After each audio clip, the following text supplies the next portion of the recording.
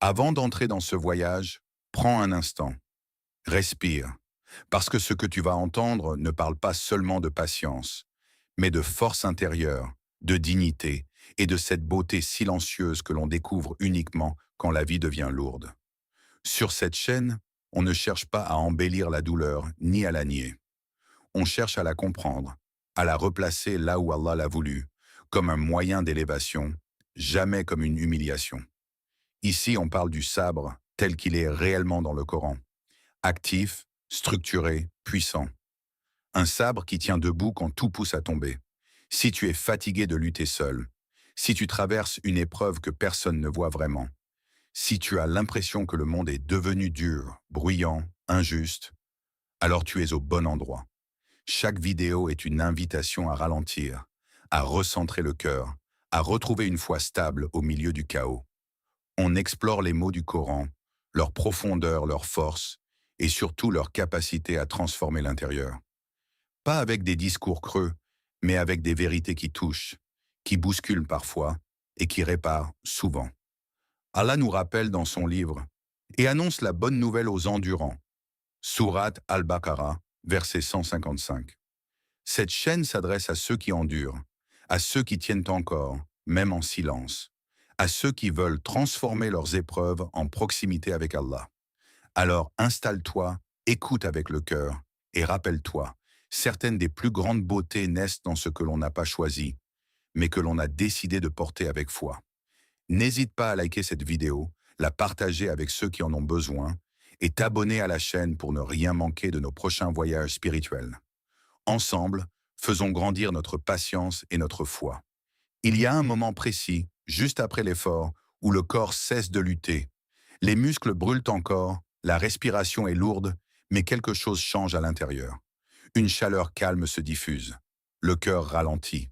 L'esprit devient étonnamment clair. Les scientifiques parlent d'endorphine, de dopamine, de mécanismes biologiques, mais au fond, ce phénomène dépasse les mots techniques. C'est comme si le corps disait « Tu as tenu bon, maintenant je te récompense ». La douleur n'était pas une erreur, elle était le passage. Allah a inscrit cette loi dans la chair humaine. L'effort précède le soulagement. La tension ouvre la voie à l'apaisement. Et ce qui est fascinant, c'est que ce même principe gouverne aussi l'âme. Dans la vie spirituelle, l'épreuve agit comme l'entraînement du cœur. Elle fatigue, elle pèse, elle fait parfois douter. On aimerait l'éviter, la raccourcir, la contourner. Pourtant, celui qui endure découvre une vérité que les mots peinent à expliquer. Après la patience vient une paix qui ne ressemble à aucune autre. Une paix qui n'est pas l'absence de douleur, mais la certitude que la douleur avait un sens. Le croyant finit par comprendre que le saber n'est pas une résignation passive. Ce n'est pas supporter en attendant que ça passe. Le sabre est un effort intérieur constant. C'est choisir de rester droit quand tout pousse à se briser. C'est retenir son cœur quand il voudrait se plaindre, sa langue quand elle voudrait accuser, son esprit quand il voudrait désespérer. Et cet effort-là, bien qu'invisible, est parmi les plus exigeants. Mais Allah, dans sa sagesse, n'a pas laissé cet effort sans réponse. De la même manière que le corps libère du bien-être après l'effort physique, l'âme reçoit une douceur après l'épreuve endurée avec foi. Une douceur discrète, profonde, stable. Elle ne dépend ni des circonstances ni des regards extérieurs. Elle naît à l'intérieur.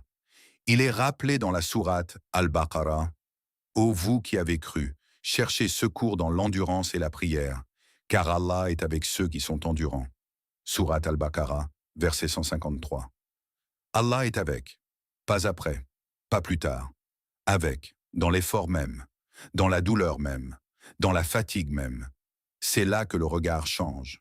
La difficulté n'est plus seulement une épreuve à fuir, mais un espace de rencontre. Un lieu où le serviteur découvre une proximité particulière avec son Seigneur.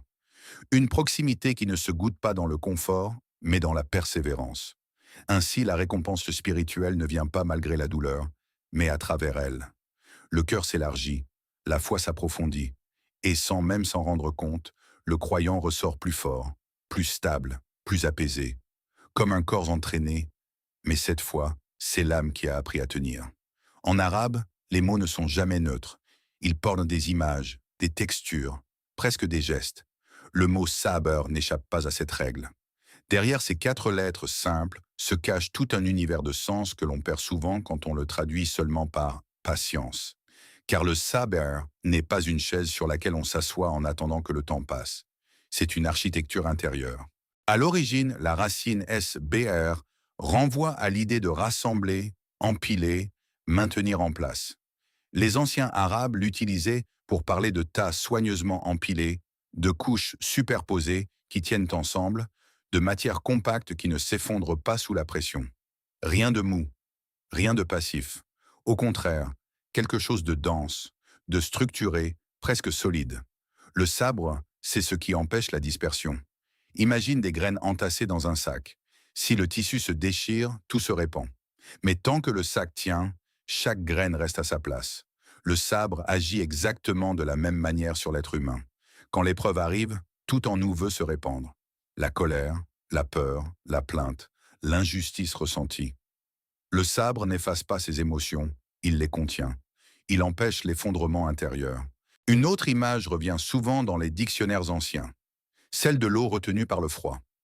La glace n'est pas l'absence d'eau, elle est de l'eau maîtrisée, solide, stable. Le sabre fonctionne ainsi. Il ne nie pas la douleur, il la fige pour qu'elle ne déborde pas, pour qu'elle ne détruise pas ce qu'il y a autour. C'est pour cela que la patience islamique est une force silencieuse, certes, mais une force réelle. Celui qui pratique le sabr n'est pas faible, il est tenu, il est ancré. Il ne fuit pas la tempête, il reste debout à l'intérieur d'elle. Et plus l'épreuve est lourde, plus le sabre doit être épais, comme des couches superposées qui renforcent une structure. Une seule couche peut céder. Plusieurs couches ensemble créent une solidité inattendue. Le croyant apprend à empiler la foi, la prière, la confiance, le rappel d'Allah. Chaque couche soutient la suivante. Allah attire l'attention sur cette qualité dans la sourate Az-Zumar. Seuls les endurants recevront leur récompense sans compter. Sourate Az-Zumar, verset 10. Sans compter. Comme si cette force intérieure n'obéissait pas aux règles habituelles. Comme si Allah lui-même reconnaissait que ce type de résistance dépasse les mesures ordinaires.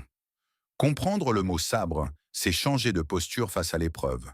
Ce n'est plus combien de temps ça va durer, mais est-ce que je tiens encore debout à l'intérieur? Le sabre ne demande pas de fermer les yeux. Il demande de rester intact, de ne pas se fissurer, même quand la pression est constante.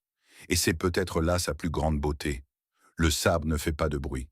Mais il construit couche après couche un cœur que rien ne peut facilement briser. Il existe une confusion subtile, mais dangereuse autour du sabre. Une confusion qui fait croire que toute forme d'endurance est vertueuse, que toute douleur supportée est forcément méritoire. Pourtant, l'islam ne place pas toutes les patiences au même niveau. Il y a un sabre qui épuise et un sabre qui élève. Le sabre négatif est celui que l'on subit. Il arrive sans qu'on l'ait choisi. C'est la douleur encaissée par manque d'alternative. L'injustice que l'on tolère parce qu'on se sent coincé. La souffrance prolongée que l'on endure en silence, non par foi, mais par résignation. Ce sabre-là existe, mais il n'est pas un idéal. Il ressemble à quelqu'un immobile sous la pluie qui ne bouge pas, non parce qu'il est fort, mais parce qu'il ne sait pas où aller. Ce type de sabre peut même devenir destructeur. Il anesthésie la volonté. Il donne l'illusion de la piété alors qu'il cache parfois la peur, la fatigue ou la perte d'espoir. Endurer n'est pas toujours un acte spirituel. Parfois, c'est simplement ne plus avoir d'énergie pour lutter. À l'opposé, il y a le sabre positif, celui que le Coran valorise, celui qui naît d'un choix clair et conscient. Ce sabre n'est pas une immobilité, c'est un mouvement, un effort dirigé. Il consiste à continuer malgré l'épuisement, à avancer quand chaque pas coûte, à rester fidèle à une mission même quand le cœur est lourd. L'image du coureur est parlante. 2 personnes peuvent ressentir la même douleur musculaire. L'une s'arrête, écrasée par la souffrance. L'autre continue, non pas parce qu'elle ne souffre pas, mais parce qu'elle sait pourquoi elle court. Le sabre positif, c'est cette clarté intérieure qui transforme la douleur en carburant. Ce sabre-là demande du courage. Il demande de la lucidité. Il demande surtout une orientation vers Allah. Ce n'est pas « je supporte », mais « je poursuis ». Ce n'est pas « je subis », mais « je tiens mon cap ». Le croyant ne se contente pas de survivre à l'épreuve, il la traverse avec intention.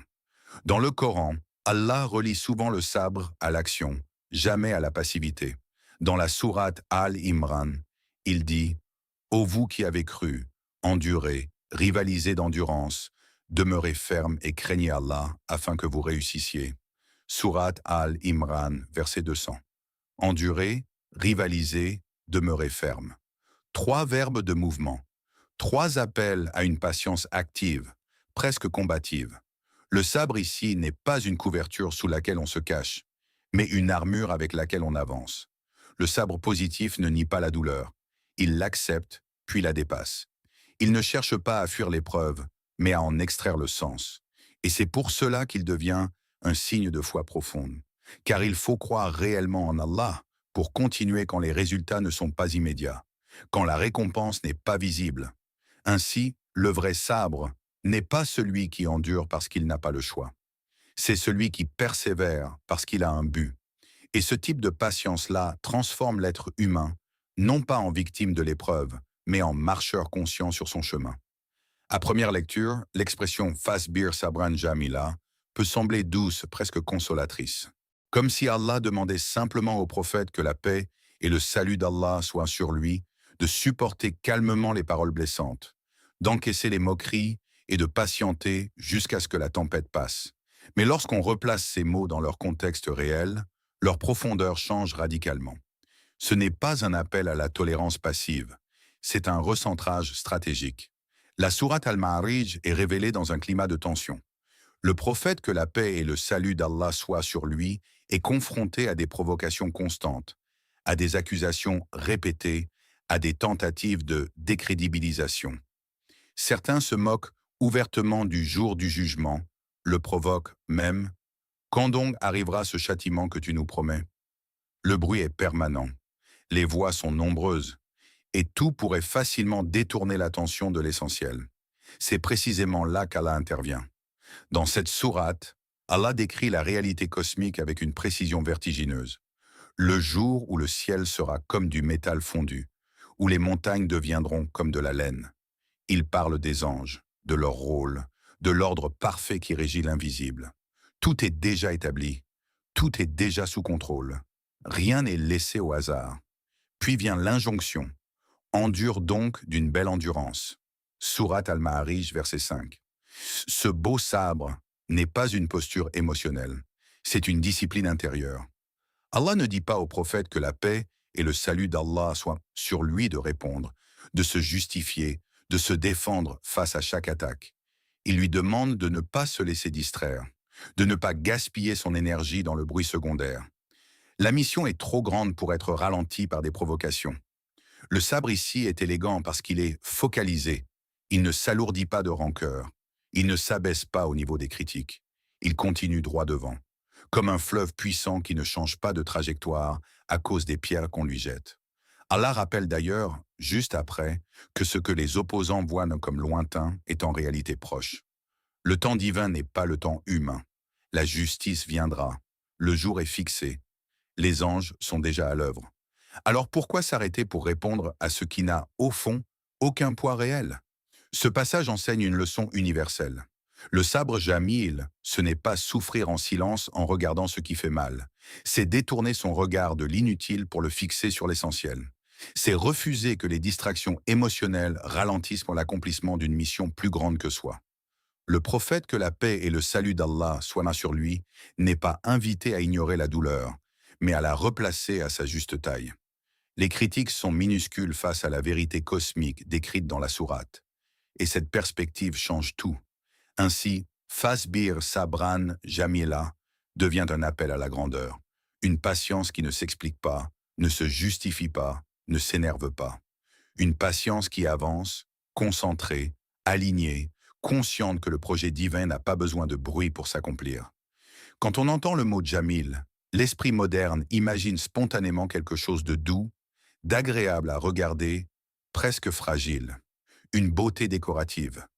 Pourtant, dans la langue arabe classique, le beau n'est jamais faible.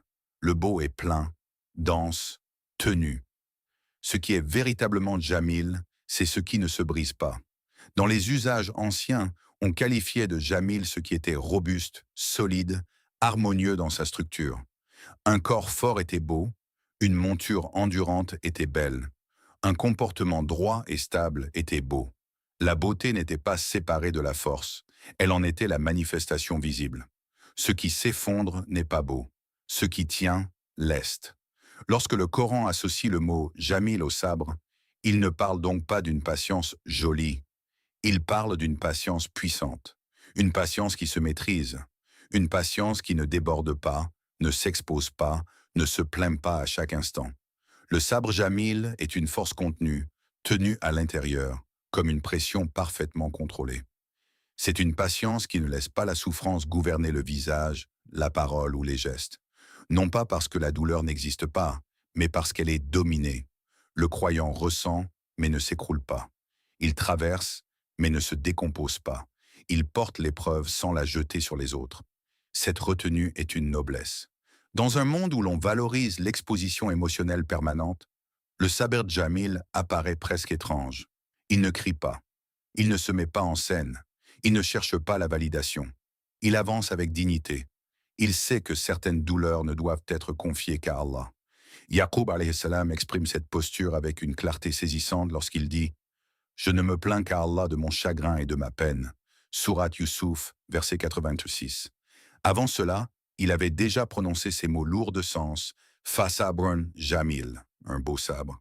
Un sabre qui ne se fissure pas malgré la perte, malgré l'attente interminable, malgré l'injustice apparente.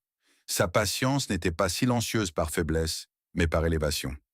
Le sabre Jamil est une patience qui garde sa forme, comme une structure qui, sous pression, ne se déforme pas. Elle absorbe le choc sans s'effondrer. Elle protège l'intérieur. Et c'est précisément cette capacité qui la rend belle aux yeux d'Allah. Cette beauté n'a rien d'esthétique. Elle est morale, spirituelle. Elle reflète la maturité du cœur, la profondeur de la foi, la confiance réelle dans la sagesse divine. Celui qui pratique le sabre Jamil ne se nie pas, il se maîtrise. Il ne fuit pas l'épreuve, il la porte avec élégance intérieure. Et c'est peut-être cela, au fond, la plus haute forme de beauté. Une âme qui souffre, mais reste droite. Une âme lourde d'épreuves, mais légère dans sa dignité. Une patience qui ne s'affaisse pas, parce qu'elle est construite sur la force. Le sabre Jamil ne se limite jamais à l'intérieur du cœur. Même silencieux, même discret, il rayonne, il agit, il influence. Et souvent, il frappe là où l'adversaire s'y attend le moins.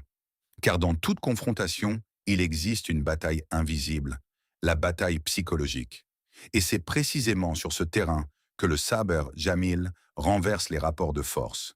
L'ennemi, quel qu'il soit, ne se nourrit pas seulement de paroles ou d'actions. Il se nourrit de réactions, de voir l'autre vaciller, de sentir que la douleur a atteint sa cible. Lorsque la souffrance provoque la colère, la plainte ou le désespoir visible, l'adversaire a déjà gagné une partie du combat. Il a laissé une empreinte. Le sabre Jamil retire cette nourriture.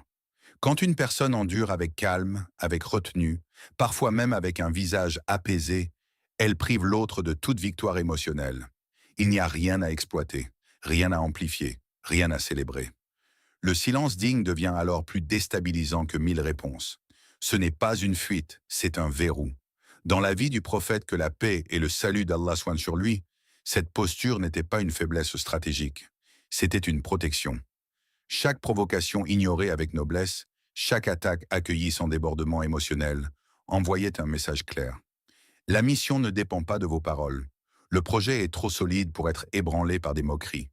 Un leader est observé en permanence. Ses réactions deviennent des repères. Sa manière de gérer la pression façonne la stabilité émotionnelle de ceux qui le suivent. Si le prophète que la paix et le salut d'Allah soient sur lui avait laissé transparaître l'inquiétude, la colère ou l'abattement, ses émotions se seraient propagées comme une onde. La communauté entière aurait vacillé. Au contraire, sa patience visible devenait une source de courage collectif. Les croyants voyaient en lui une constance rassurante. Ils comprenaient, sans discours, que l'épreuve n'était pas la fin, que la vérité ne s'effondre pas sous les cris. Le sabre Jamil devenait une pédagogie silencieuse. Allah rappelle cette dynamique dans la sourate Al-Ahqaf. Endure donc comme ont enduré les messagers doués de fermeté. Sourate Al-Ahqaf, verset 35. La fermeté des messagers n'était pas seulement personnelle. Elle était contagieuse. Elle stabilisait des peuples entiers. Elle empêchait la peur de se répandre. Ainsi, le sabre Jamil agit sur deux fronts en même temps. Il désarme l'ennemi en refusant de lui offrir la satisfaction de la souffrance visible, et il fortifie les croyants en leur offrant un modèle de dignité et de confiance. Il coupe l'élan de la haine tout en nourrissant la foi. C'est une patience stratégique, noble, profondément consciente de son impact. Une patience qui protège non seulement l'âme de celui qui l'exerce, mais aussi l'équilibre de ceux qui l'entourent. Et dans un monde où les émotions débordent vite, cette retenue devient une force rare et redoutablement efficace. Le sabre Jamel atteint son sommet lorsqu'il redéfinit complètement la relation entre le cœur et la douleur. À ce niveau, l'épreuve ne disparaît pas, elle change de destination. Elle ne circule plus dans toutes les bouches, elle ne cherche plus tous les regards, elle trouve un seul refuge, Allah. Car il existe une différence immense entre ressentir la douleur et la diffuser. Le sabre Jamil ne demande pas de devenir muet, ni d'étouffer ce qui brûle à l'intérieur. Il enseigne autre chose, choisir à qui l'on confie ce qui fait mal. Et ce choix révèle la profondeur du lien spirituel.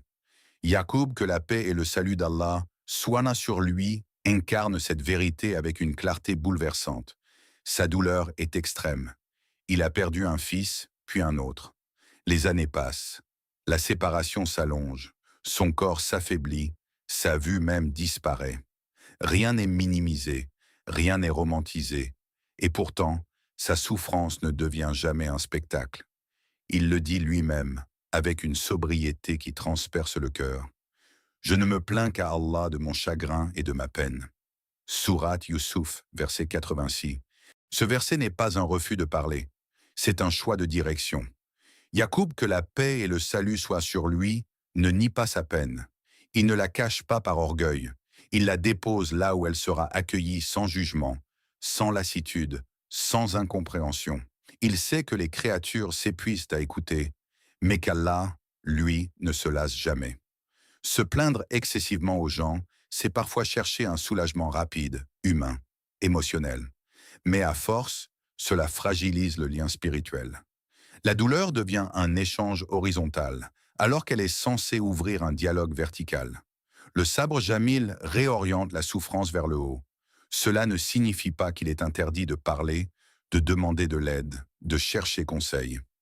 L'islam n'appelle pas à l'isolement, mais il établit une hiérarchie claire. Les cœurs se reposent auprès d'Allah avant tout. Les créatures peuvent soutenir, Allah seul porte réellement. Dans cette perspective, la souffrance change de statut. Elle n'est plus une humiliation. Elle devient un honneur discret. Une conversation intime entre le serviteur et son Seigneur. Une nuit où l'on parle sans mots, où l'on pleure sans être vu, où l'on est entendu sans expliquer. Allah rappelle cette intimité dans la sourate Az-Zumar. N'est-ce point par l'évocation d'Allah que les cœurs se tranquillisent? Sourate Az-Zumar, verset 28. Le sabre Jamel, à ce stade, protège la dignité du croyant. Il empêche la douleur de se banaliser, de se diluer dans les discussions inutiles.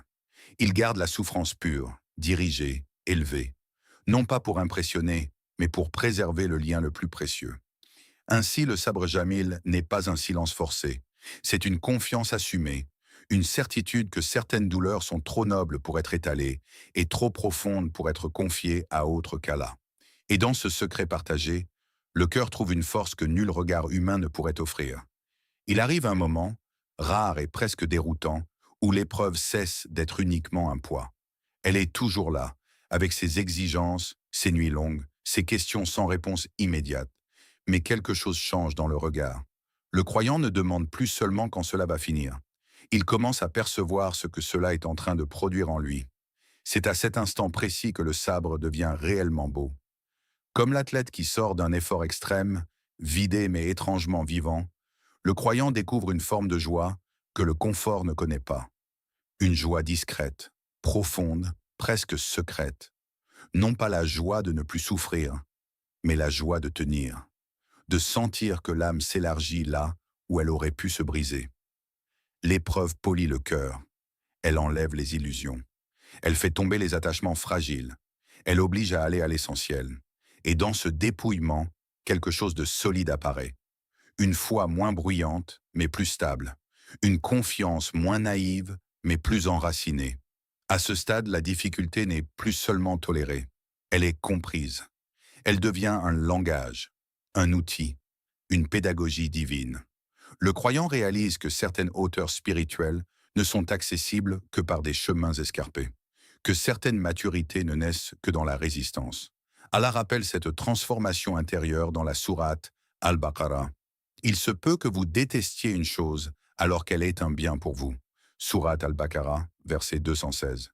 Ce verset ne parle pas d'un bien immédiat. Il parle d'un bien profond, d'un bien qui se révèle avec le temps, dans la structure même de l'âme transformée. Quand le monde devient dur, bruyant, injuste, le sabre reste parfois la dernière chose belle qui subsiste. Non pas parce que tout va bien, mais parce que le cœur a appris à rester droit dans ce qui va mal. Cette droiture devient une lumière intérieure, une élégance morale, une paix qui ne dépend plus des circonstances. À ce niveau, l'épreuve n'est plus vécue comme une punition. Elle est accueillie comme un dépôt divin, un cadeau difficile, certes, mais précis, taillé sur mesure pour élever l'âme à un degré qu'elle n'aurait jamais atteint autrement. Le croyant n'aime pas la douleur pour elle-même. Il aime ce qu'elle révèle, ce qu'elle construit, ce qu'elle rapproche. Et dans cette compréhension, le sabre cesse d'être une lutte permanente. Il devient une alliance silencieuse avec Allah, où chaque difficulté est perçue comme une invitation à grandir, où chaque endurance devient une preuve d'amour et de confiance. Et c'est là, paradoxalement, que le cœur trouve une forme de joie durable, parce qu'il a appris à voir la beauté, non pas après l'épreuve, mais au cœur même d'elle. Ô Allah, toi qui connais le poids exact de chaque cœur, toi qui vois ce que les langues taisent et ce que les regards cachent, nous te demandons un sabre jamal, une patience qui ne se fissure pas, une patience qui ne s'humilie pas, une patience forte, digne et lumineuse. Ô Allah, apprends-nous à rester fermes quand tout vacille, à tenir debout quand les forces s'amenuisent, à avancer sans bruit quand le monde crie. Rends-nous silencieux devant les gens, non par faiblesse, mais par élévation, et fais de toi notre premier refuge, notre confident ultime, celui à qui nous confions ce que nul autre ne pourrait porter. Ô Allah, lorsque l'épreuve se prolonge, ne laisse pas nos cœurs se durcir ni se fatiguer de toi. Fais de chaque difficulté une purification, de chaque douleur un allègement futur, de chaque larme une élévation invisible.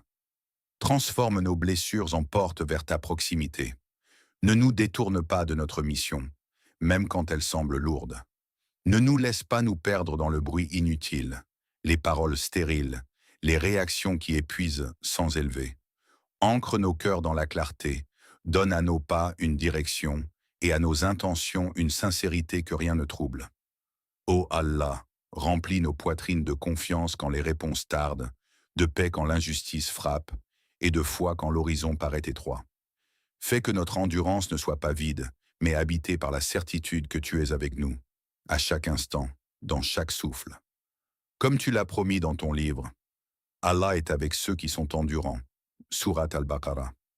Ô Allah, si tu es avec nous, que pourrions-nous craindre? Accepte notre sabre, même imparfait. Accepte nos efforts, même fragiles. Ne nous juge pas sur nos faiblesses, mais sur notre retour vers toi. Et lorsque viendra l'ultime rencontre, fais que nous te rejoignions le cœur apaisé, satisfait de toi, et que tu sois satisfait de nous. Ô Allah, fais-nous vivre dans la soumission consciente et fais-nous mourir en état de soumission. Amen. Si cette vidéo vous a touché ou apporté un éclairage, pensez à laisser un like pour montrer votre soutien. N'hésitez pas à la partager avec vos proches afin que ce message puisse atteindre ceux qui en ont besoin. Et surtout, abonnez-vous à la chaîne pour ne manquer aucune vidéo qui nourrit le cœur et renforce la foi.